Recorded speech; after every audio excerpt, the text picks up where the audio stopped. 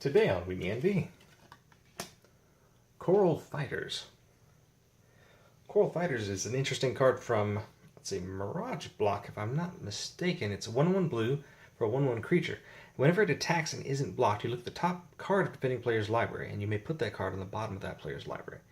That effect is actually pretty powerful. You can use it to choose what your opponent does and does not get to. In a singleton format like Commander or Tiny Leaders, it prevents your opponent from getting their strategy.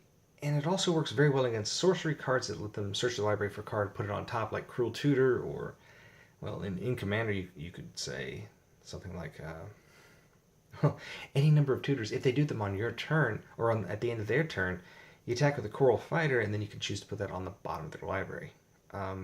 That's a very, very nice effect, just to slow your opponent down if need be. It's just decent.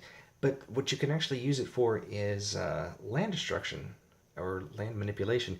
Because while a deck has a limited number of lands, the odds of having 2 land in a row becomes much more difficult to happen. And if you're playing in any type of land destruction to get rid of your opponent's lands, Coral Fighters getting through unblocked means you can filter the top cards so that they're less likely to get the lands they need by putting them on the bottom of the deck. Literally, on the bottom of the deck.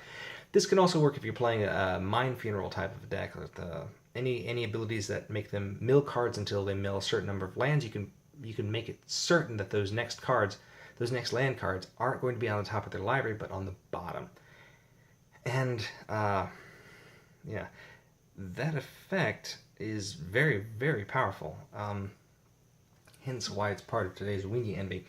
Coral Fighters works very well with that type of a strategy. Being able to slow your opponent down, making sure they don't get their combo pieces, and it's a common, well, it's uncommon from, I believe that's Elspeth versus Tezzeret, if I'm not mistaken. I believe that's what that is. Huh. But it's an older card. It's not difficult to get a hold of, if I'm not mistaken. So,